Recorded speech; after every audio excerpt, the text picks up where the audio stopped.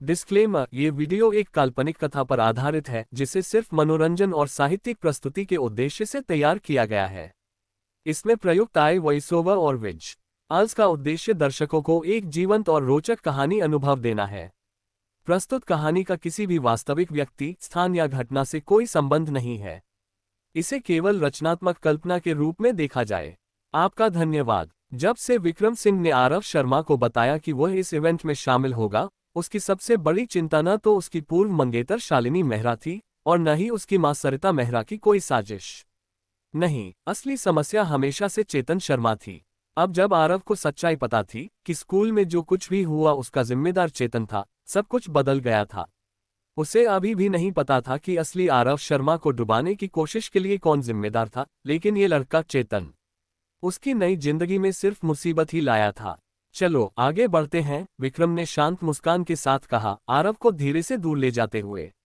वे पास की एक टेबल की ओर बढ़े, बड़ी ही प्लेटें उठाईं और वहां रखे एपेटाइजर्स को चखने लगे। आरव विक्रम की सहज बुद्धि के लिए आभारी था। इस भव्य बॉलरूम में, जहां झाड़ फानूस और हाई प्रोफाइल मेहमानों की भीड़ थी, वहां भी प्रेस बैज वाले लोग इधर उधर घूम रहे थे और हर दिशा में कैमरे चटक रहे थे। फिर भी जैसे ही आरव एपेटाइजर्स में से चुन रहा था, वह अपनी नजर को पीछे मुड़ने से रोक नहीं पाया। वह वहां था, चेतन आ चुका था, सिर के ऊपर सनग्लासेस रखे हुए, बाल पीछे की ओर स्लीक किए हुए और एक चटक पीले पैटर्न वाला सूट जो उसे ब्लैक एंड व्हाइट फोटो में नियन साइन की तरह खड़ा कर रहा था। आप उसे कमरे में कहीं से भी देख सकते थे। श्रीमती मेहरा, आपको देखकर बहुत खुशी हुई, चेतन ने हल्का सा झुकते हुए कहा। सरिता का हाथ उठाकर उसका अभ्यासित आकर्षण के साथ चूमा।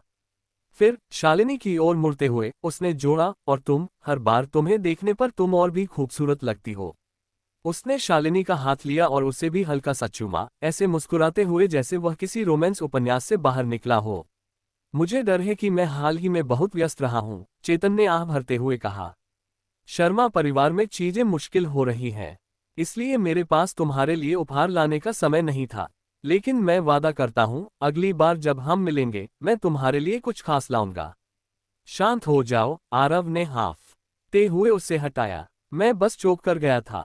मैं स्पष्ट दोहरे मापदंड से हैरान था। ये अमीर लोग या उनके चाटुकार, ये किसी को पागल करने के लिए काफी है। अपना दिमाग ठंडा करने की कोशिश में आरव दूर चला गया, जानबूझकर चेतन से बचते हुए। बॉलरूम में घूमते हुए उसने नीलामी के लिए रखे सभी सामान देखे।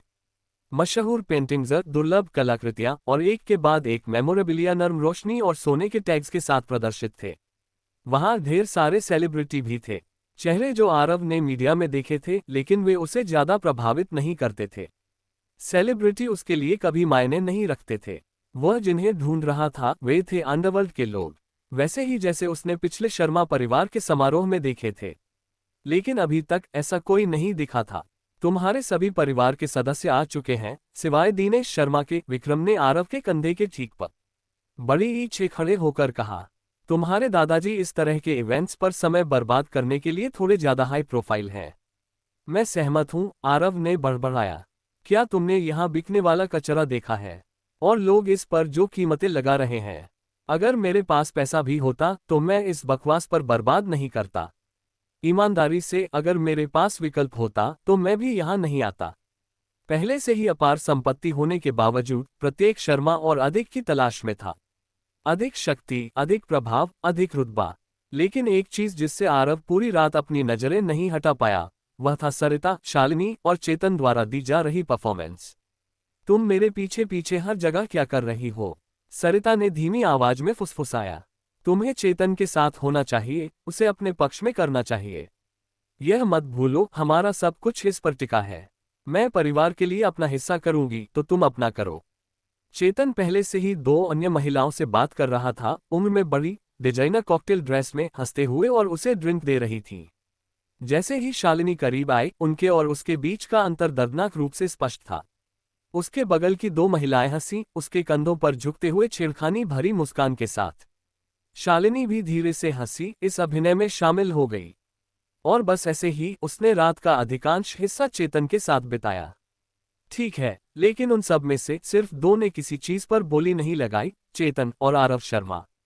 दीपिका वर्मा ने अपना कैमरा उठाया और एक और त्वरित शॉट लिया।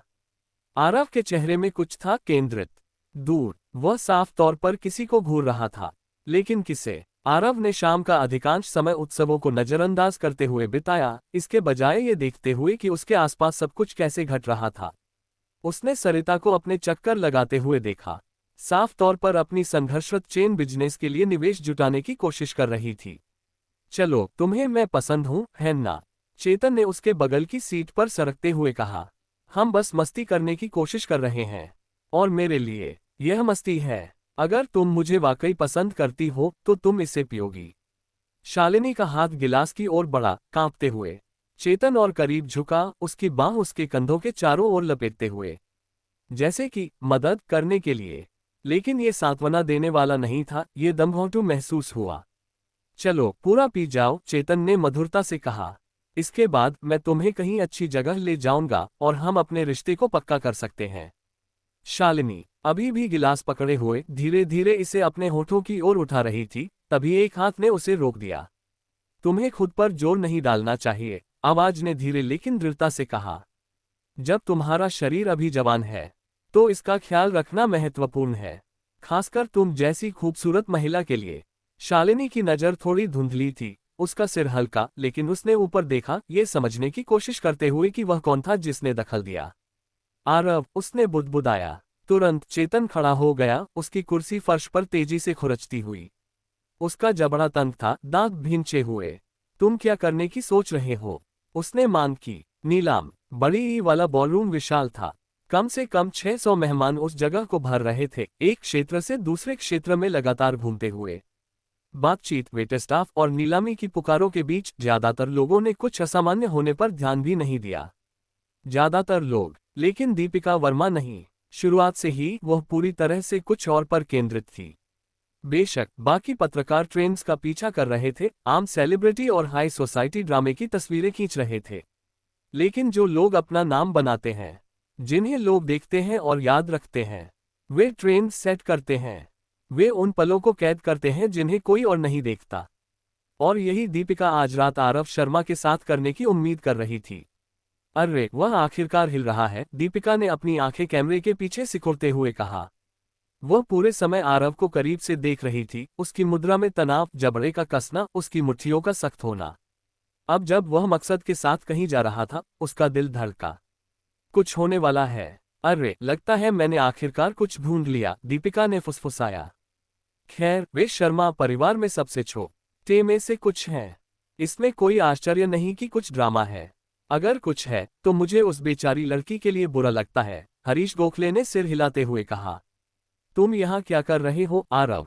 चेतन शर्मा ने बड़ी ही आवाज में कहा। मेरी रात बर्बाद करने की कोशिश कर रहे हो, अपनी नाक वहां घुसा रहे हो जहां इसकी जरूरत नहीं है। यह एक फंडरेजिंग इवेंट है, आरव ने अपनी आवाज को स्थिर रखते हुए जवाब दिया।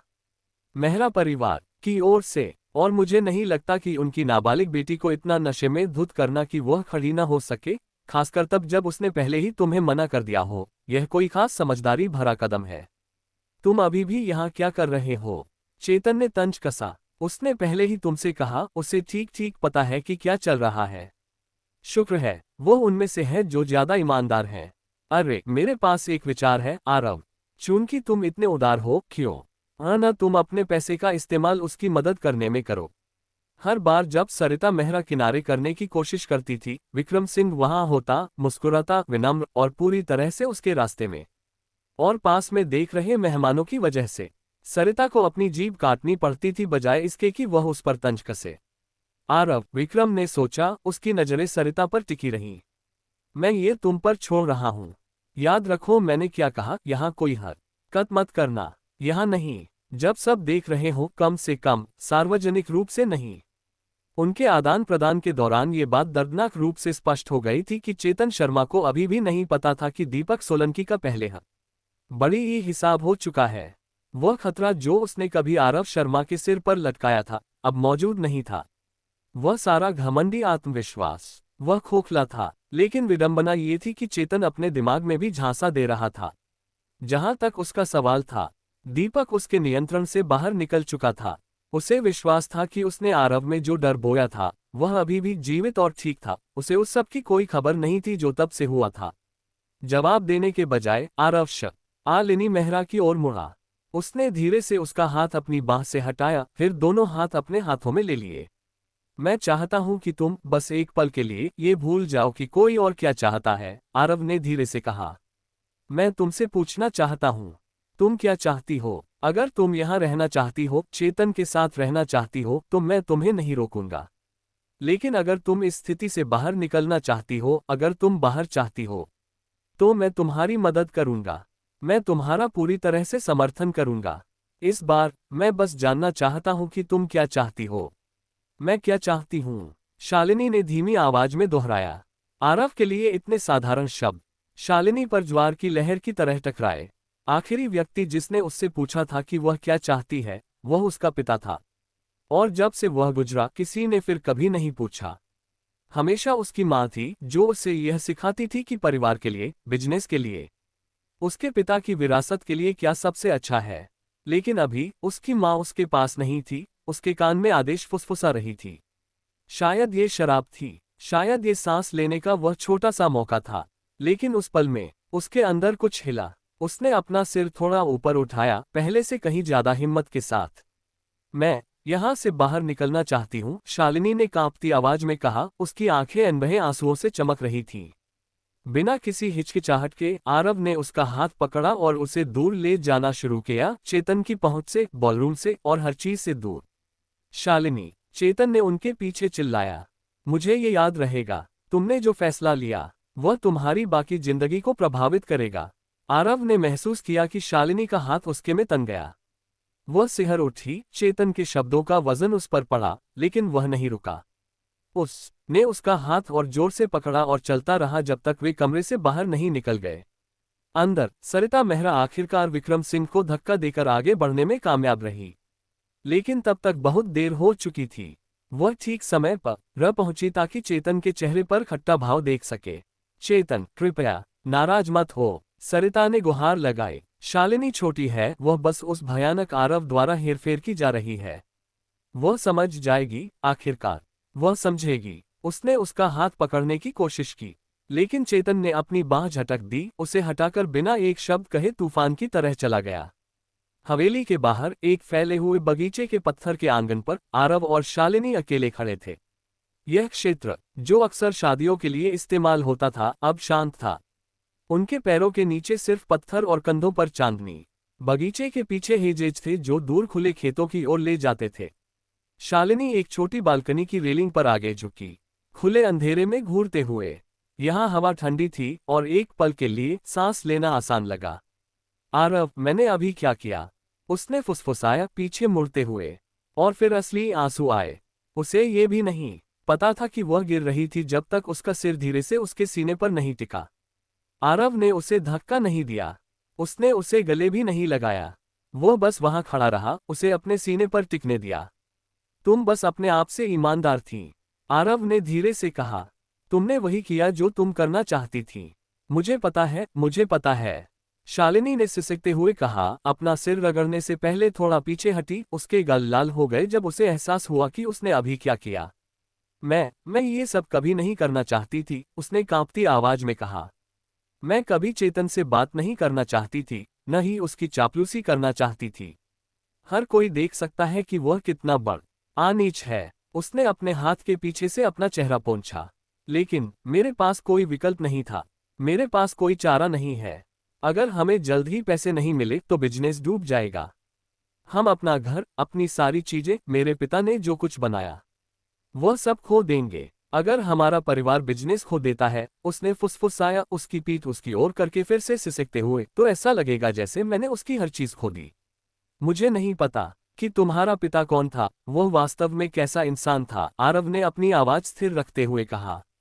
लेकिन अगर वह तुमसे प्यार करता था, अगर उसे वाकई परवाह थी, तो मुझे यकीन है कि वह बिजनेस को जलता और राख होता एक खाना पसंद करेगा, बजाय इसके कि उसकी बेटी को इस सब में घसीटा जाए। वह अपनी बेटी को बेचकर अपनी विरासत को बचाना नहीं चाहता था। आरव के शब्दों ने उसके दिल में कुछ स्थिर कर दिया था। शायद यही वह तरीका था जिससे उसका पिता चीजों को देखता। लेकिन वह अपनी मां के बारे में ऐसा नहीं कह सकती थी, जो उसका एकमात्र बचा हुआ परिवार था। अभी भी सिसकते हुए अपने अंदर के भावनात्मक तूफान से अभिभूत शालिनी हवेली के बाहर पास की एक बेंच की ओर चली गई। उसने आरव से उसके साथ आने को कहा, बस पास रहने के लिए, साथ के लिए, सांत्वना के लिए। वो तब तक रोती रही जब तक आंसू बचे नहीं। उसका शरीर भारी महसूस हो रहा था, लेकिन साथ ही हल्का भी। आखिरकार उसने अपना सिर आरव के कंधे पर टिका दिया। धन्यवाद आरव, उसने आखिरकार फुसफुसाया। मुझे उससे बाहर निकालने के लिए धन्यवाद। तुम्हें पता है, मैं पहले सोचती थी कि तुम थोड़े नासमझ हो, लेकिन अब ये दूसरी बार है जब तुम थोड़े कूल लगे। हाँ, शालिनी ने धीमी और बहती आवाज में कहा।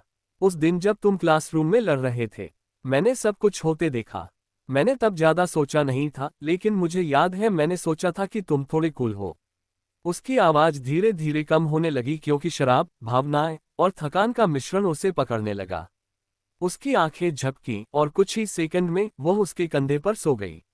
यह ऐसा उपहार होगा जो ये सुनिश्चित करेगा कि तुम्हें कभी चेतन या ऐसी परिस्थितियों से फिर से निपटना न पड़े। अगले दिन शालिनी मेहरा ने बिस्तर पर करवटें बदलते हुए एक लंबी सिसकारी भरी। पर्दों के बीच से चुभने वाली तेज धूप की किरण उसके चेहरे पर पड़ी, जिससे उसे आंखें मिचमिचानी पड़ी। धीरे धीरे उसकी आंखें खुली, जिससे उसके सिर में धड़कन और तेज हो गई। शालिनी और उसकी मां अभी भी शहर में एक शानदार अपार्टमेंट मेहरा रेजिडेंसी में एक साथ रहती थीं। ये 2 मंजिलों में फैला था, जिसमें फर्श से छत तक की खिड़कियों से समुद्र का दृश्य दिखता था। ऊपरी मंजिल पर उनके बेडरूम थे, जबकि नीचे एक विशाल खुला स्थान था। किचन, लाउंज और डाइनिंग एरिया सब एक में मिले हुए। उसके कमरे की शांत चुप्पी एक अस्थायी ढाल की तरह लग रही थी, जो दरवाजे के बाहर इंतजार कर रहे किसी भी तूफान से राहत दे रही थी। जब उसने अपनी घड़ी की ओर देखा तो नंबर चमकते हुए दिखे। दोपहर हो चुकी थी। लगता है माँ ने मुझे स्कूल के लिए जगाने की जहमत नहीं उठाए, शालिनी ने खुद से बुदबुदाया। उसने जरूर देखा होगा कि मैंने कितना पी लिया, शायद उसे समझ आ गया। लेकिन जैसे ही उसने अपनी माँ के बारे में सोचा, उसका दिल जोर जोर से धड़कने लगा। उसका पेट मरोड़ खाने लगा और डर का बोझ उसके सिर के दर्द से भी भारी हो गया, क्योंकि यह सिर्फ हैंगओवर नहीं था, यह उसका सामना करने का डर था। ये जो किया उसके बाद वह मुझे मार डालेगी, वह मुझे घर से निकाल देगी। मुझे तो ये भी नहीं पता कि क्या होने वाला है।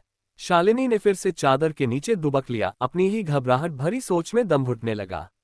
उसे बस एक काम करना था, एक साधारण सा काम, और सब कुछ ठीक हो जाता। लेकिन उसका मुंह सूखा था, उसका सिर पहले से ज्यादा दर्द कर रहा था, और वह जानती थी कि वह हमेशा बिस्तर में नहीं रह सकती। देर सबेर उसे अपनी माँ का सामना करना ही पड़ता।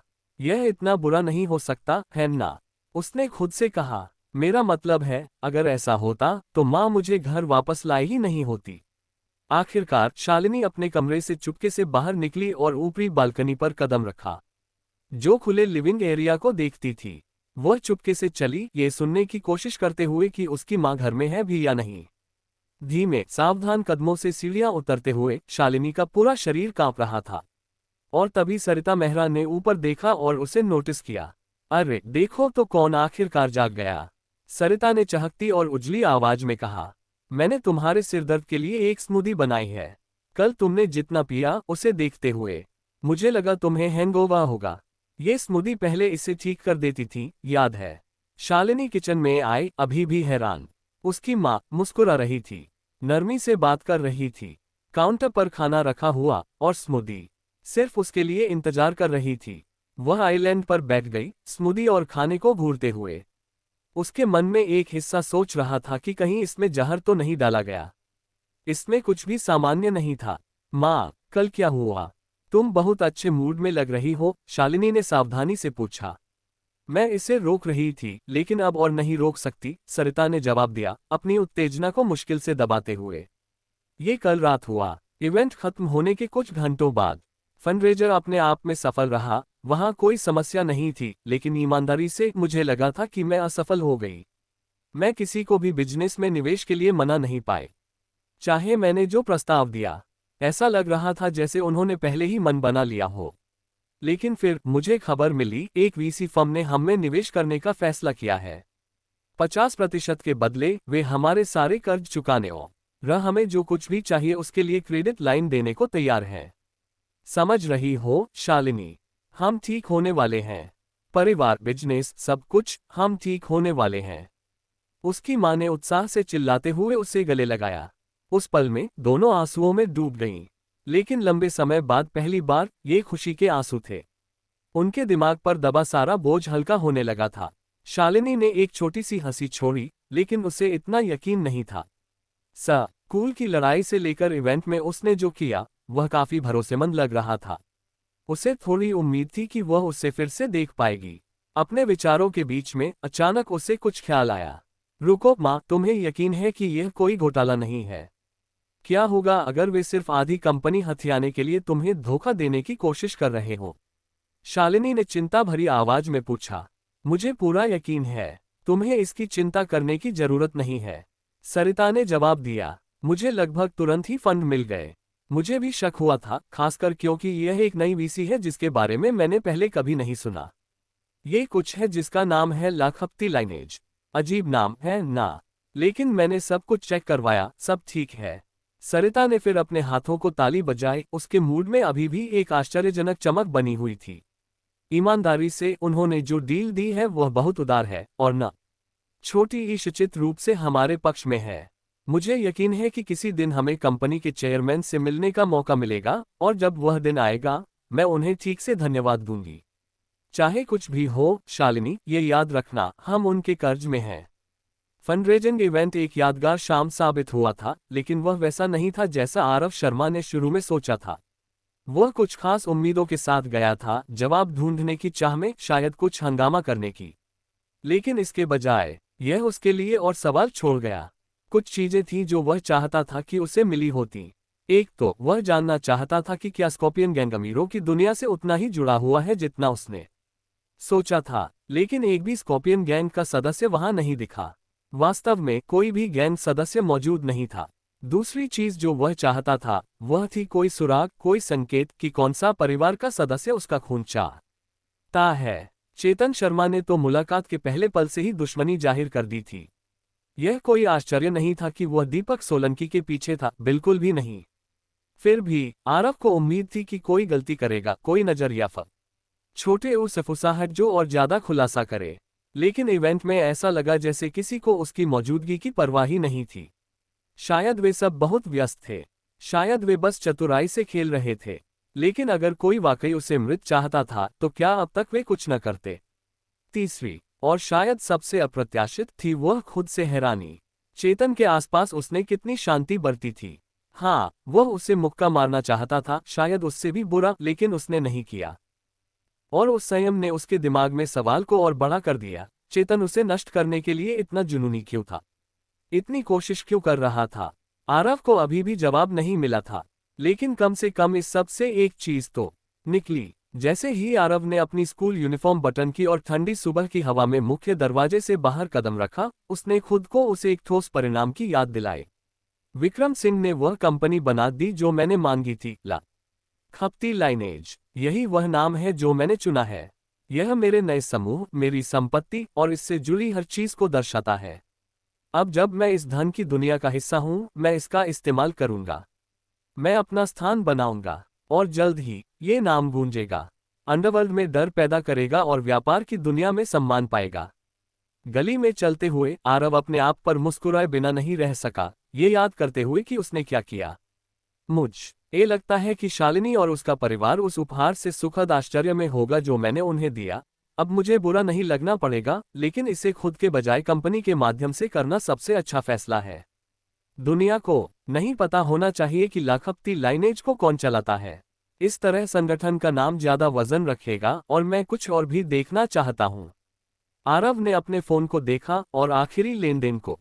मेरे पास आपको बताने के लिए कुछ खबर है, राहुल मेहरा ने कहा। लगता है कि एक वेंचर कैपिटलिस्ट फर्म ने मेहरा परिवार के मिल्क टी बिजनेस में निवेश करने का फैसला किया है। तुरंत चेतन पलट गया। क्या किसी ने वाकई उस मरते हुए बिजनेस में निवेश किया? वे कर्ज में डूबे हुए थे, ब्याज उनकी मुनाफे को खा रहा था। किसी के लिए भी निवेश करना समझदारी नहीं थी जब तक कि वे उनके कर्ज को लेने को तैयार न हो। इसमें 10 साल लगेंगे जब तक कोई उससे कोई मुनाफा देखे। कौन सी फर्म इतनी मूर्ख होगी कि ऐसा करे? चेतन चिल्लाया। फर्म का नाम है लाखपति लाइनेज। उनके रिकॉर्ड छिपे हुए हैं और हम सार्वजनिक रूप से कुछ भी एक्सेस नहीं कर सकते क्योंकि ऐसा लगता है कि उन्होंने हाल ही में सक्रिय होना शुरू किया है, लेकिन वे एकमात्र कंपनी है जिन्होंने उस कंपनी में निवेश किया है। उन्होंने पूरी राशि निवेश की।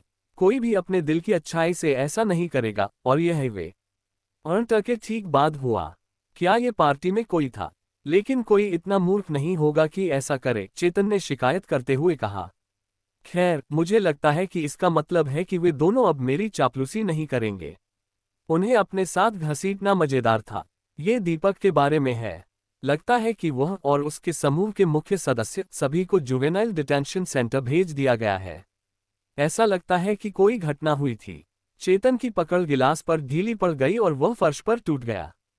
तुमने कहा दीपक जुवी में है? नहीं नहीं, इसका मतलब है पैकेज, ये बुरा है, ये वाकई बुरा है। मुझे आरव के पास जाना होगा, मुझे उसे अभी ढूंढना होगा। स्कूल का माहौल पूरी तरह बदल चुका था, और यह सिर्फ आरव शर्मा के लिए ही नहीं बल्कि पूरे स्कूल के लिए सच था। विक्रम सिंह से बात करने के बाद आरव को पता चला कि दीपक सोलंकी और उसके साथ के कुछ अन्य लोगों का क्या हुआ। सिद्धांत रॉय और कबीर मल्होत्रा, उदाहरण के लिए, पुलिस सभी को नहीं पकड़ पाई थी, लेकिन वैसे भी आरव का इरादा कभी सभी को पकड़ना नहीं था। वह सिर्फ उन लोगों को सबक सिखाना चाहता था जो समीर देसाई और असल बड़ी ई आरव के साथ हुए हादसों के लिए जिम्मेदार थे। कई मायनों में उसने ऐसा कर दिखाया था। जो लोग जेल के पीछे नहीं गए वे स्कूल में वापस आ गए थे, लेकिन माहौल बदल चुका था।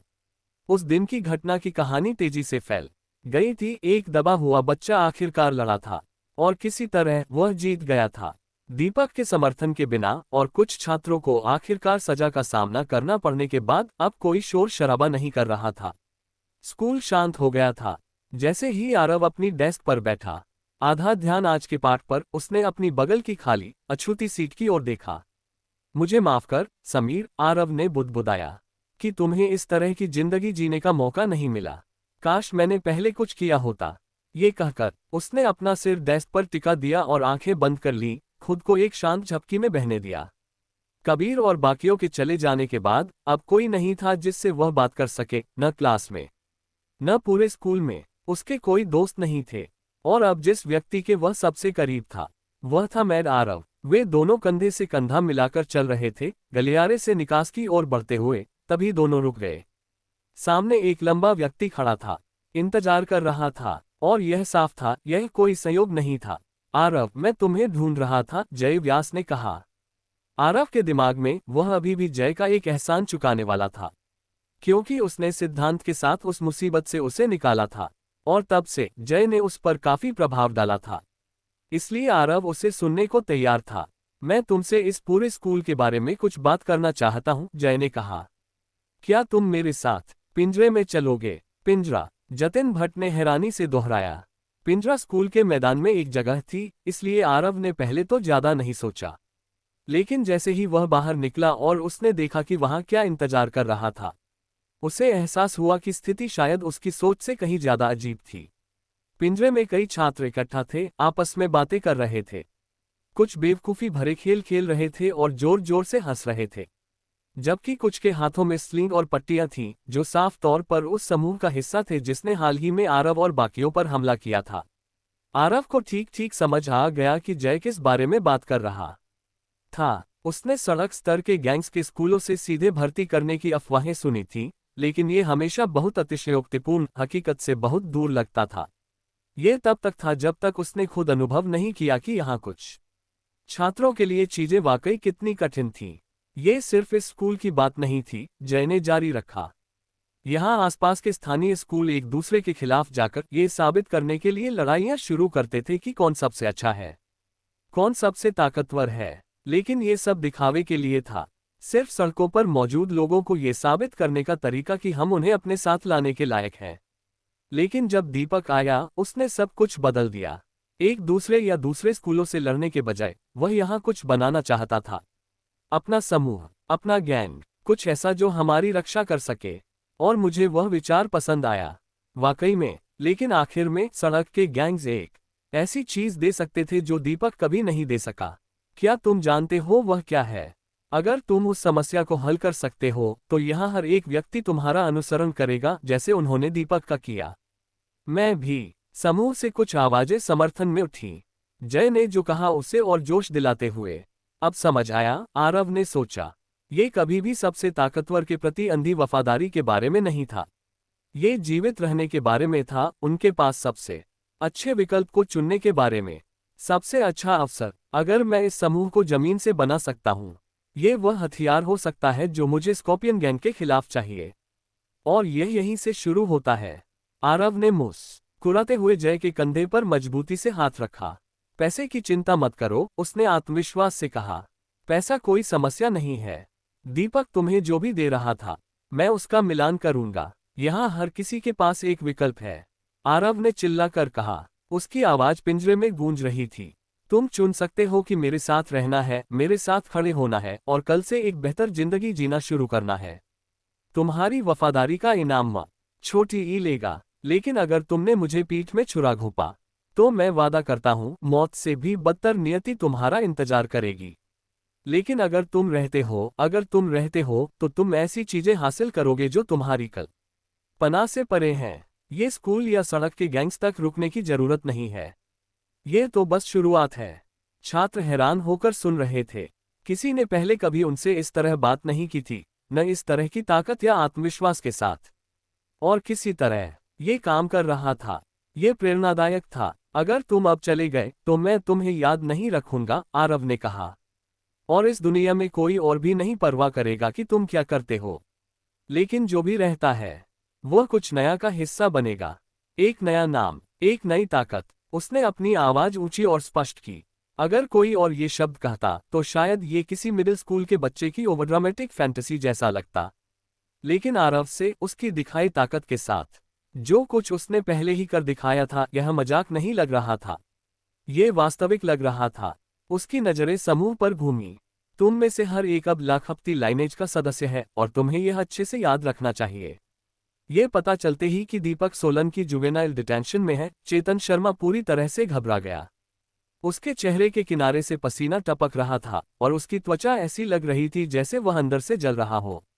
दिनेश, हमें अभी चलना होगा। हमें आरव शर्मा को ढूंढना होगा। मुझे कोई तरीका निकालना होगा, कोई रास्ता। वह अपनी बात पूरी भी नहीं कर सका। शब्द उसके गले में अटक गए जैसे कोई रुकावट। लेकिन बिना कुछ कहे भी चेतन पहले से ही चल पड़ा, दरवाजे की ओर तूफान की तरह बढ़ते हुए।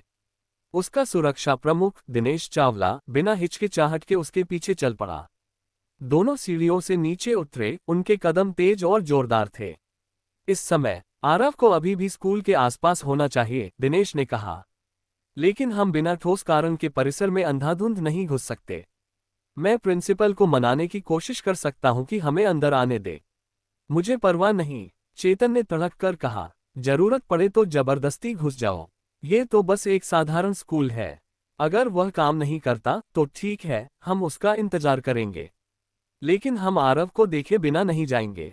वे डांस फ्लो के आधे रास्ते में थे, लगभग निकास तक पहुंच चुके थे, तभी दरवाजे अचानक जोरदार धमाके के साथ खुल गए।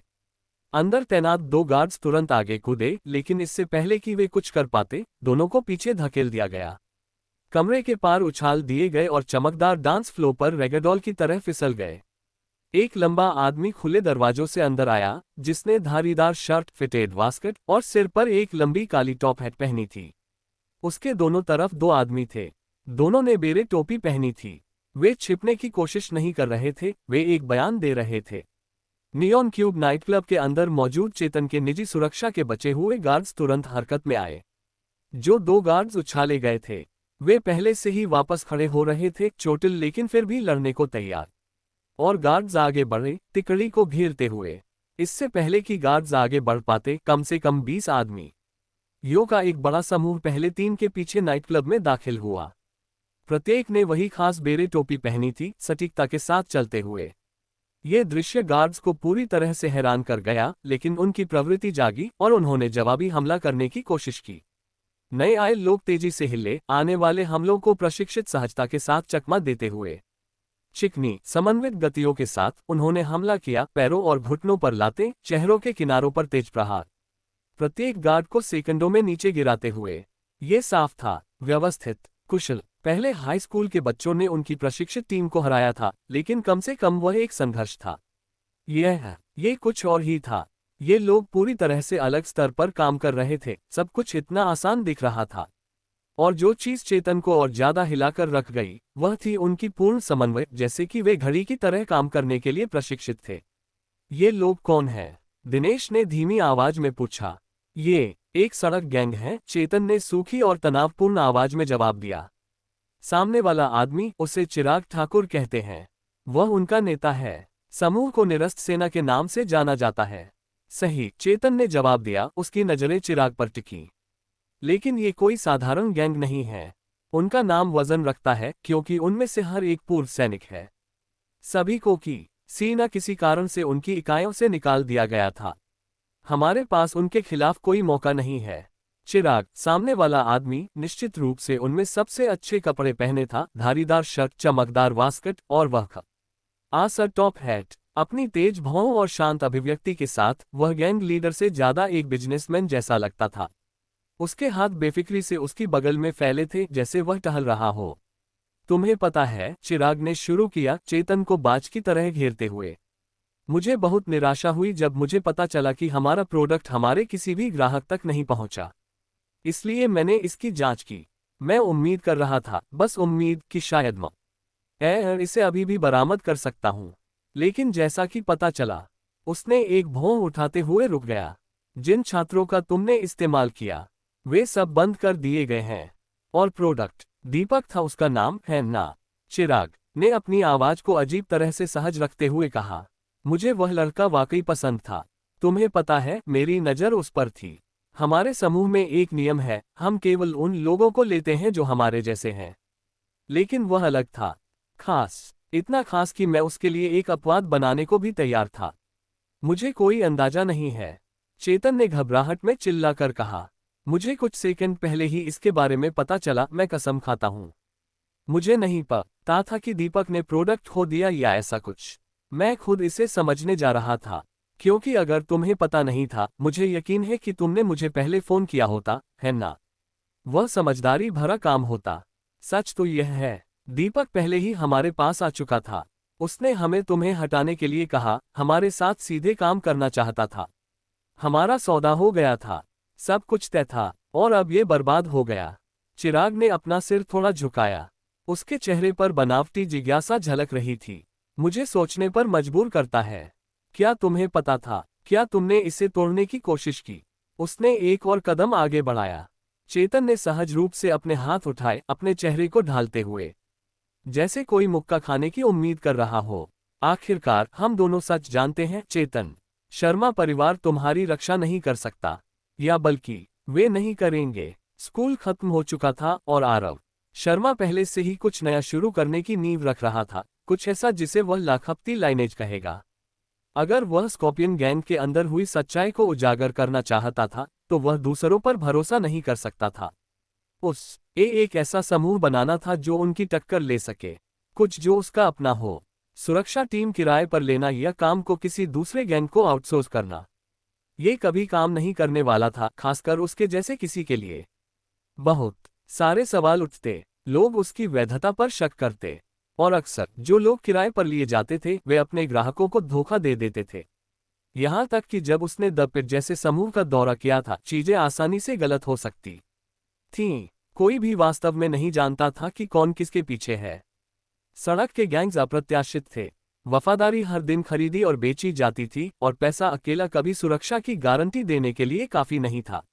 इसलिए आरव ने जमीन से कुछ नया बनाने का फैसला किया था। और ये तो बस शुरुआत थी। हाई स्कूल में मैं सिर्फ उसी चीज पर भरोसा कर सकता हूं जो मैं अब बना रहा हूं, आरव ने सोचा, गलियारे से ठाकुर जिम की ओर बढ़ते हुए। यह अपनी पुरानी दिनचर्या में वापस आने का समय था। पहले उसका पुराना शरीर, उसका पुराना अनुभव दीपक सोलंकी जैसे किसी को हराने के लिए काफी होता। उसे छल कपट की जरूरत नहीं पड़ती। सौभाग्य से दीपक को लगता था कि वह हर तरह से आरव से कई स्तर ऊपर है, और उस घमंड ने उसका पतन करवाया। पहले के दिनों में जब आरव रैंक्स में ऊपर उठा था, उसने अपनी हिस्सेदारी की लड़ाइयां लड़ी थीं। लेकिन जितना ऊपर वह चढ़ा, उतना ही कम उसे खुद लड़ना पड़ा। जैसे जैसे स्कॉर्पियन गैंग बदला, एक स्थानीय सड़क गैंग से एक पूर्ण संगठन में, उसने दूसरों पर ज्यादा भरोसा करना शुरू किया। उन्होंने छोटे गैंग्स का इस्तेमाल अपने गंदे काम के लिए किया, और एक बार जब वे एक सच्चे सिंडिकेट में बदल गए तो उन्होंने शायद ही उंगली उठाई। उसने अभी तक बाकी छात्रों की तनख्वाह नहीं बढ़ाई थी। सभी 30 सदस्यों को अभी भी वही डील मिल रही थी जो दीपक के तहत थी, प्रत्येक को प्रति माह 16 रुपये। 000। यही दीपक का मूल दर था। लेकिन आरव जानता था कि असली समस्या अब नहीं थी, वह बाद में आएगी। अगर मैं चाहता हूं कि लाखपति लाइनेज हाई स्कूल से आगे भी कंजई करे, आरव ने सोचा, मुझे उन्हें असली मजदूरी देनी शुरू करनी होगी, कुछ ऐसा जिस पर वे जी सकें। गैंग चलाना, कम से कम वह जैसा गैंग प्लान कर रहा था, अब किसी बिजनेस को चलाने जैसा लगने लगा था। अभी 30 मुख्य सदस्यों के साथ वो हर महीने कुल 4 रुपये 80,000 दे रहा था। ये संभालने योग्य था, लेकिन दीपक ने सबके साथ एक जैसा व्यवहार नहीं किया था। उसके कुछ महत्वपूर्ण सदस्यों को ज्यादा मिलता था। इसका मतलब था, लाखपति लाइनेज को मौजूदा स्थिति में चलाने के लिए आरव हर महीने कुल 6 रुपये 40,000 दे रहा था। सामान्य रूप से किराए, रोजमर्रा की जरूरतों और अब वे जिस जिम का इस्तेमाल कर रहे थे, उसकी लागत के साथ यह उसे अपने दादाजी से मिलने वाली 16 लाख रुपए मासी कब हत्ते से कहीं ज्यादा ले जाता। लेकिन अब चीजें सामान्य नहीं थीं। आखिरकार आरव और जतिन ठाकुर जिम पहुंचे। मेटल शटर पहले से ही ऊपर उठा हुआ था और बाहर से भी वे पंचिंग बैग पर किसी के तेज भारी प्रहारों की लयबद्ध थपथपाहट सुन सकते थे। अंदर घुसते ही उन्होंने सुरेश नायर को तुरंत देख लिया। वह अपनी सामान्य लाल जॉगन पैंट में था, शर्टलेस, उसके दस्ताने पंचिंग बैग पर लगातार जोरदार प्रहार कर रहे थे। वह तुरंत नहीं रुका, लेकिन आखिरकार जैसे ही पसीना उसके शरीर से टपक रहा था और उसकी सांसें भारी हो रही थीं, उसने रुककर आने वालों की ओर देखा। तुम उस बैग को हमेशा से ज्यादा जोर से मार रहे हो, जतिन ने भौं उठाते हुए कहा। क्या तुम्हें लगता है कि यह पैसे उगलेगा या कुछ और? नहीं, ऐसा नहीं है, सुरेश ने बुदबुदाया। बस मेरे दिमाग में बहुत कुछ चल रहा है। एक सामान्य आदमी के लिए वह अभी भी अच्छे शेप में था, लेकिन यह वह शरीर नहीं था जो पहले उसके पास था, एक एथलीट का शरीर अपने चरम पर। मुझे थोड़ी शर्मिंदगी हो रही है कि यह सब कैसे हुआ, सुरेश ने स्वीकार किया। मैं ऐसा फिर से नहीं होने दे सकता। मुझे तेज रहना होगा, तैयार रहना होगा। सुरेश रुक गया, चुप हो गया। ऐसा लग रहा था जैसे उसके दिमाग में और कुछ कहने को था, लेकिन इससे पहले कि वह बोल पाता, दरवाजा खुलने की आवाज ने उसका ध्यान खींच लिया। जो व्यक्ति अभी अभी अंदर आया था, वह कोई और नहीं बल्कि जय व्यास था। फिर से मिलकर अच्छा लगा, जय ने विनम्रता से कहा, अपना सिर थोड़ा झुकाते हुए। मैं पिछली बार के लिए माफी मांगना चाहता हूँ।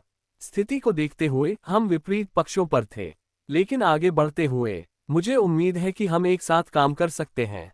मुझे लगता है कि हम दोनों एक दूसरे से बहुत कुछ सीख सकते हैं। तुम ताकतवर थे, सबसे ताकतवर जिनका मैंने कभी सामना किया। तुरंत सुरेश का चेहरा लाल हो गया।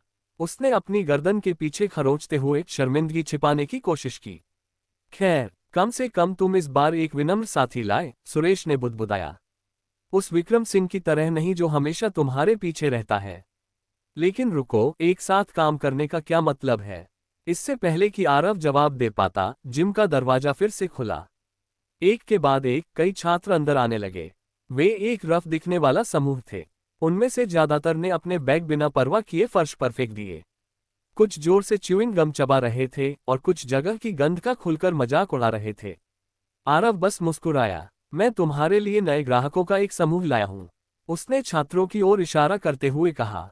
मैं चाहता हूं कि तुम इनमें से हर एक को ट्रेन करो, उन्हें लड़ना सिखाओ। छात्र ठाकुर जिम की जर्जर हालत पर टिप्पणी करने से खुद को रोक नहीं पा रहे थे। कुछ ने खुलकर सवाल उठाया कि यहाँ होने का कोई असली फायदा भी है या नहीं।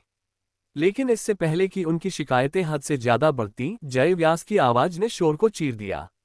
सब लोग चुप हो जाओ और चलो, उसने चिल्लाकर कहा। अपना सामान वहां रखो और बदल जाओ, पी यूनिफॉर्म वही जो तुम स्कूल में पहनते हो। अभी ये तुरंत स्पष्ट हो गया, ये छात्र जय की बात मानते थे। शायद उतना नहीं जितना वे दीपक सोलंकी की मानते थे, लेकिन करीब करीब। जब वे यूनिफॉर्म में वापस आए, सुरेश नायर ने जतिन भट्ट को कुछ त्वरित निर्देश दिए। इन्हें वार्म अप से शुरू करो, 10 मिनट की दौड़, फिर कुछ basic hand eye coordination drills. Suresh ने उन्हें एक पल के लिए देखा।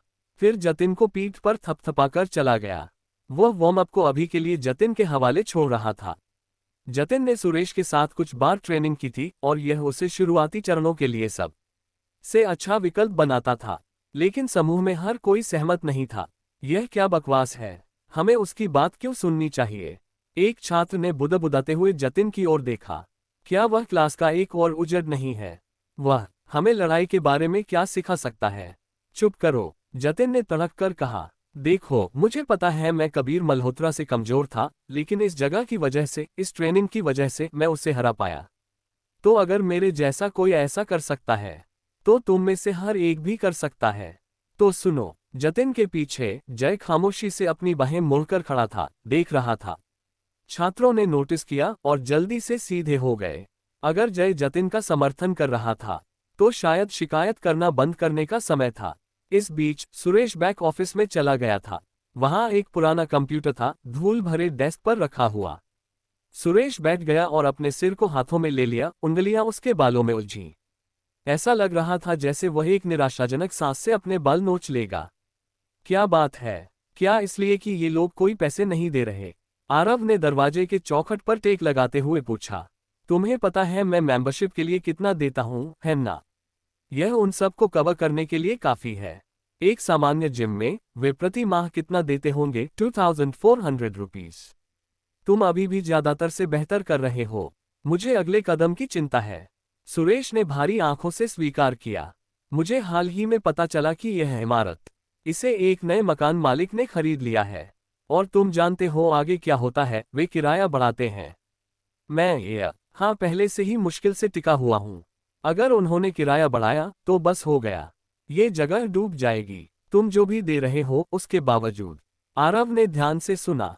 वह जानता था कि वह सुरेश को जो राशि दे रहा था, खासकर दीपक के गुंडों को हराने के लिए बोनस के साथ, वह काफी से ज्यादा होनी चाहिए थी। इसका मतलब था कि किराए की बढ़ोतरी भी एक आपदा होगी। इसका केवल एक ही संभावित कारण हो सकता था। वे कर्ज ही एकमात्र कारण थे जिनके चलते आरव सुरेश को वफादार रख सकता था। उस दबाव के बिना, उस तनाव के बिना, सुरेश कभी भी दीपक और बाकियों के खिलाफ उसके साथ लड़ने के लिए राजी नहीं होता। सुरेश आरव के प्रति वफादार नहीं था, वह पैसे के प्रति वफादार था, और उसकी स्थिति की वजह से वह वफादारी सीमित थी। आरव ये समझता था, यही कारण था कि चीजों को जैसा था वैसा ही रखना सबसे अच्छा था। इसकी चिंता मत करो, उसने शांत मुस्कान के साथ कहा। मैं किराया नहीं बढ़ाऊंगा, मैं बस इसे तुम्हारी तनख्वाह से काट लूंगा। रुको, मेरा किराया बढ़ाना? वह किस बारे में बात कर रहा है? सुरेश ने जोर से बुदबुदाया। ये सही नहीं हो सकता। रुको, क्या इसका मतलब है? आरव मेरा नया मकान मालिक है। इस बीच आरव जिम के फ्लो पर वापस टहलते हुए आया, छात्रों को उनकी ड्रिल्स करते हुए देख रहा था। कुछ पहले से ही तेज पंच फेंक रहे थे, कुछ तीव्रता के साथ शैडो बॉक्सिंग कर रहे थे। उन्हें हमेशा से लड़ना पसंद था, लेकिन अब उचित ट्रेनिंग के साथ वे सिर्फ झगड़ालू नहीं रहेंगे, वे डरावने बन जाएंगे। यही है, आरव ने सोचा अपना फोन निकालते हुए। सच्ची शुरुआत, लाखपति लाइनेज की नींव। मुझे 16,000 मासिक भत्ता मिलता है। अभी समूह की लागत 6,40,000 रुपये है और जिम की 8 लाख रुपए। लेकिन अब मुझे किराए के रूप में 1,60,000 रुपये वापस मिल रहे हैं। यह महीने के लिए चीजों को संतुलित कर देता है। फिर उसने अपने 8,000,000 के फंड को स्क्रॉल किया, वह संसाधनों का पूल जिसे वह अपने बड़े प्लान के लिए इस्तेमाल कर रहा था। मैंने स्कूल बोर्ड को रिश्वत देने में 4 करोड़ रुपए खर्च किए, जो प्रिंसिपल प्रकाश जोशी को मेरी जेब में डालने के लिए काफी था। एक और 4 करोड़ रुपए प्रमुख पुलिस अधिकारियों को रिश्वत देने में गए। बाकी सब कुछ विक्रम सिंह ने संभाला और सौभाग्य से इसके लिए कोई अतिरिक्त लागत नहीं आई। फिर 8,000,000 अस्पताल के बिलों को कवर करने के लिए और 8 लाख रुपए लाखपति लाइनेज कॉर्पोरेशन को कानूनी रूप से स्थापित करने के लिए। उसके बाद मैंने शालिनी मेहरा के मिल्क टी बिजनेस का 50% 64 करोड़ रुपए में खरीदा, साथ में 16,000,000 की क्रेडिट लाइन दी। और आखिरी में मैंने ये कमर्शियल बिल्डिंग 3 करोड़ 84 लाख रुपए में खरीदी। उसने आह भरी, स्क्रॉल करते हुए। और मेरे द्वारा दिए गए बोनस और द पिट को भुगतान को नहीं भूलना चाहिए। साथ में इसे गोल करके लगभग 96 लाख रुपए कह सकते हैं। फिर समीर के माता पिता को दिया गया उपहार। सारे पैसे में से मेरे पास अभी भी बहुत कुछ बचा है। आरव के फोन स्क्रीन पर राशि चमकी। इतनी बड़ी रकम की वह वास्तविक भी नहीं लगती थी। यह इतना पैसा था कि वह वास्तव में समझ नहीं पा रहा था, और सबसे पागलपन भरी बात यह थी कि जब से उसने खर्च शुरू किया तब से कुछ भी गलत नहीं हुआ। कमर्शियल बिल्डिंग, मेहरा परिवार का मिल्क टी बिजनेस, सब कुछ लाखपति लाइनेज कॉरपोरेशन के माध्यम से खरीदा गया था। अब जब सब कुछ जगह पर था, आरव आखिरकार खुलकर खर्च कर सकता था। अब और सावधानी से कदम रखने की जरूरत नहीं थी। उसने फोन को अपनी जेब में वापस डाला, उसके होठों पर एक छोटी सी मुस्कान उभरी। ये कुछ बहुत दिलचस्प की शुरुआत होने वाली है। शर्मा मैनर न केवल विशाल और शानदार था, बल्कि यह एक ऐतिहासिक प्रतीक था। एक अनूठा एस्टेट जिसकी हर पत्थर की दीवार और लकड़ी के बीम में इतिहास नक्काशीदार था। यह ऐसी जगह थी जो शायद ही कभी, अगर कभी, बिक्री के लिए उपलब्ध होती थी, और जब होती थी तो केवल पैसा इसे खरीदने के लिए काफी नहीं था। ऐसी जगहों के लिए कीमत इस बात से तय नहीं होती थी कि कौन सबसे ज्यादा नकदी दे सकता है। अगर ऐसा होता तो इसकी कीमत बेतुके स्तर तक पहुंच जाती, जो संपत्ति की वास्तविक कीमत से कहीं ज्यादा होती। नहीं, इस तरह का मैनर खरीदने के लिए कुछ और चाहिए था, प्रभाव, शक्ति। व्यापार की दुनिया में इतनी मजबूत मौजूदगी जो सही तारों को छेड़ सके और सही जगहों पर दबाव डाल सके। और प्रभाव के मामले में शर्मा परिवार का कोई मुकाबला नहीं था। वर्तमान में एस्टेट के भव्य मीटिंग रूम में, जहां आमतौर पर दिनेश शर्मा अपने बोर्ड ऑफ डायरेक्टर्स के साथ इकट्ठा होते थे, केवल 2 लोग मौजूद थे, दिनेश और फरहान मलिक। दिनेश एक विशाल चमकदार टेबल पर बैठे थे, जो 30 लोगों को आराम से बिठाने के लिए काफी थी। अपने निजी ऑफिस से काम करने के बजाय उन्होंने टेबल की सतह पर कई दस्तावेज फैलाए थे, फाइलें, प्रिंटआउट, चार्ट, तस्वीरें। मैं जानता हूं कि आजकल सब कुछ डिजिटल हो गया है, दिनेश ने टेबल के किनारे पर हाथ फेरते हुए बुदबुदाया, लेकिन मैं चीजों को तब तक समझ नहीं पाता जब तक वे मेरे सामने नहीं बिछी होती। मुझे इन्हें देखना पड़ता है। इन सभी में जिम है, फरहान ने कहा। जिम, दिनेश ने भ्रमित होकर दोहराया। तो बस इतना ही। आरव का बड़ा प्लान जिम की चेन खोलना है, लेकिन इनमें से कोई भी प्रमुख लोकेशन पर नहीं है। जमीन की कीमत भी ज्यादा नहीं है। वह अपनी कुर्सी पर पीछे झुके, उनका चेहरा बदल गया। क्या वह बस कुछ टिकाऊ बनाकर चुपके से गायब होना चाहता है, या वह कुछ ऐसा देख रहा है जो हमारी समझ से कहीं आगे है, कुछ जो सालों बाद सामने आएगा? दिनेश ने एक छोटी सी आह भरी और एक और फाइल के लिए हाथ बढ़ाया। इस बार जब उन्होंने इसे खोला तो चेतन शर्मा की एक तस्वीर उनकी ओर देख रही थी। दिनेश का रिएक्शन तुरंत था, उन्होंने निराशा में सिर हिलाया। मेरे सभी वारिसों में से मैं जिससे सबसे ज्यादा निराश हूं वह है चेतन, दिनेश ने बुदबुदाया। मुझे तो इस तरह की घटना का अंदाजा भी नहीं था। शायद मुझे उस पर और नजर रखनी चाहिए थी। आपने सभी को एक समान अवसर दिए, फरहान ने शांत स्वर में कहा। आपके पास करने को और ज्यादा कुछ नहीं था। क्या तुमने बाकी डेटा इकट्ठा कर लिया जो मैंने मांगा था? दिनेश ने पूछा, उनका लहजा फिर से व्यावसायिक हो गया। हाँ, मैंने कर लिया, फरहान ने सीधा होकर जवाब दिया। ये हमारे मासिक मूल्यांकन का समय है, और आपके हमेशा कागज पर चीजें पसंद करने की बात के बावजूद आप फिर भी मुझसे ये करने को कहते हैं। उसने अपने हाथ में रिमोट का एक बटन दबाया, और कमरे में एक हल्की यांत्रिक गूंज सुनाई दी। छत से एक बड़ा स्क्रीन नीचे उतरने लगा। कुछ पल बाद एक प्रोजेक्टर ने कमरे में रोशनी बिखेरी और मैनर की एक दीवार पर एक स्पष्ट डिस्प्ले डाला। सिया ने ज्यादा पैसा खर्च नहीं किया, फरहान ने शुरू किया। बेशक अपने निजी आराम के अलावा उसने एक घर खरीदा, मौलियों को भुगतान करती है और टिकाऊ परियोजनाओं में रुचि ले रही है।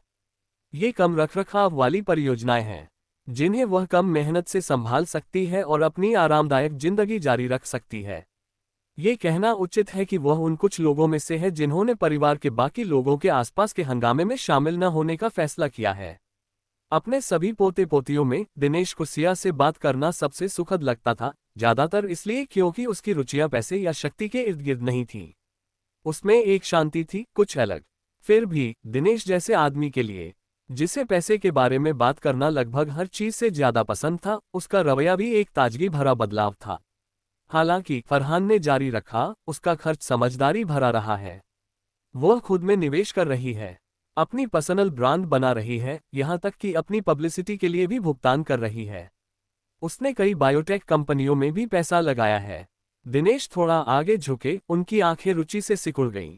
सभी वारिसों में उन्हें लगता था कि भावना शर्मा सबसे बुद्धिमान थी। समस्या उसके दिमाग की नहीं थी, बल्कि यह थी कि पैसा कितनी तेजी से चल रहा था। उन्होंने फिर से फाइलों पर नजर डाली। सब कुछ अच्छा नहीं लग रहा था। भावना ने कुछ चीजों को दबा दिया था, ऐसी चीजें जो अगर सामने आ जाएं, तो उसकी प्रतिष्ठा को पूरी तरह से नष्ट कर सकती थीं। व्यापार में क्रूर होना अच्छा था, लेकिन उसे अभी तक कोई नुकसान नहीं हुआ था। यह एक सबक था जो उसे शायद आखिरकार सीखना पड़ सकता था। अगला, फरहान ने जारी रखा, हमारे पास किरण शर्मा है, चेतन और भावना की मां। उनके बारे में उन्होंने अपनी डिजाइनर ब्रांड और लग्जरी मॉल्स में निवेश करके अपनी ज्यादातर संपत्ति खो दी है। फिर देव शर्मा है, फरहान ने स्लाइड बदलते हुए कहा। वर्तमान में वह एक प्रतिस्पर्धी जल कंपनी के चेयरमैन हैं। उन्होंने आपकी प्रतिस्पर्धा को खरीदने की कोशिश में कुछ संपत्ति खो दी है। अगर मैं कहूं तो एक साहसी कदम। दिनेश ने अपनी बाहें मोड़ ली, एक हल्की हंसी छोड़ते हुए। साहसी या मूर्ख, ये देखना बाकी है। फरहान आगे बढ़े। अब हमारे पास ध्रुव शर्मा हैं। सबसे युवा वारिसों में उन्होंने अब तक सबसे ज्यादा कमाई की है। वो एक सोशल इन्फ्लुएंसर बन गए हैं। स्क्रीन पर एक वीडियो क्लिप संक्षेप में चमकी, जिसमें ध्रुव विदेशी कारों और ब्रांडेड वर्कआउट गियर के सामने पोज दे रहे थे। उनके फॉलोअर्स और लाइफस्टाइल ने कई स्पॉन्सरशिप्स को जन्म दिया है, फरहान ने समझाया। न केवल उनके खेल में, बल्कि विभिन्न अन्य उद्योगों में भी। विडंबना यह है कि उनमें से कुछ ऐसे क्षेत्र हैं जिनमें हमारी अपनी कंपनी ने अभी तक कदम नहीं रखा है। हमारे पास मीरा शर्मा भी हैं, फरहान ने जोड़ा। उन्होंने एक अत्यधिक सफल वेंचर कैपिटलिस्ट फर्म की स्थापना की है और स्टार्टअप्स में निवेश करने की उनकी गहरी नज़र है। उनमें से कई ने पहले ही अच्छा मुनाफा देना शुरू कर दिया है। और आखिरी में, फरहान ने अंतिम प्रोफाइल पर स्वाइप करते हुए कहा, हमारे पास राजीव शर्मा है। परिवार में सबसे ज्यादा आय उन्होंने ही कमाई है। हमेशा की तरह उन्होंने कहा, हमें अभी भी नहीं पता कि वह अपनी कमाई कहां से कर रहे हैं या वह वास्तव में कर क्या रहे हैं। प्रेजेंटेशन की अंतिम स्लाइड स्क्रीन पर दिखाई दी, जिसमें शर्मा परिवार की वित्तीय स्थिति की रैंकिंग थी, जो निकटतम करोड़ तक गोल की गई थी, सबसे कम से सबसे ज्यादा तक। आरव शर्मा आंकड़े अपडेट नहीं हुए, चेतन शर्मा आंकड़े अपडेट नहीं हुए, किरण शर्मा 3 रुपये 92,000,000, भावना शर्मा 5 अरब 40 करोड़ रुपए, देव शर्मा 7 अरब 14 करोड़ 40 लाख रुपए, सिया शर्मा 7 अरब 61 करोड़ 60 लाख रुपए, ध्रुव शर्मा 10 अरब 3 करोड़ 20 लाख रुपए, मीरा शर्मा 35 अरब 72 करोड़ रुपए, राजीव शर्मा 97 अरब 80 लाख रुपए। किसी भी समय ये आंकड़े बदल सकते हैं, दिनेश ने शांत लेकिन दृढ़ स्वर में कहा। उनके पास पैसा है और कौशल इसे बनाने के लिए। वह रुके, उनकी नजरें स्क्रीन पर टिकी। लेकिन मैं अभी भी उस चीज का इंतजार कर रहा हूं जिसे मैं देखना चाहता हूं। उनमें से किसी ने भी मुझे अभी तक नहीं लांघा, अभी तक नहीं। वह अपनी सीट से उठे, कमरा अचानक तनाव से भारी हो गया। आखिरकार उनमें से कोई एक करेगा, उन्होंने जारी रखा। और जब वह दिन आएगा, जब कोई आखिरकार मुझसे ऊपर उठेगा, तब मैं पीठ में छुरा घोंपने वाली चाकुओं की चिंता शुरू करूंगा।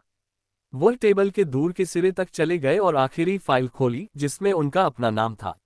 अंदर एक तस्वीर थी, दिनेश शर्मा, 1 रुपया 74 30 40 लाख। तो दोस्तों, आज की कहानी यहीं तक थी। अगर आपको यह वीडियो पसंद आया हो तो एक प्यारा सा लाइक जरूर करें और इसे अपने दोस्तों के साथ शेयर करना बिल्कुल न भूल। ऐसी ही शानदार और दिलचस्प कहानियों के लिए जुड़े रहिए द नॉवल एक्सप्लेनर चैनल के साथ। और हाँ, हमारे टेलीग्राम ग्रुप का लिंक डिस्क्रिप्शन में दिया गया है, जरूर ज्वाइन करें ताकि आपको हर नई कहानी की अपडेट सबसे पहले मिल सके। आपका प्यार और समर्थन ही हमें आगे बढ़ने की ताकत देता है। धन्यवाद।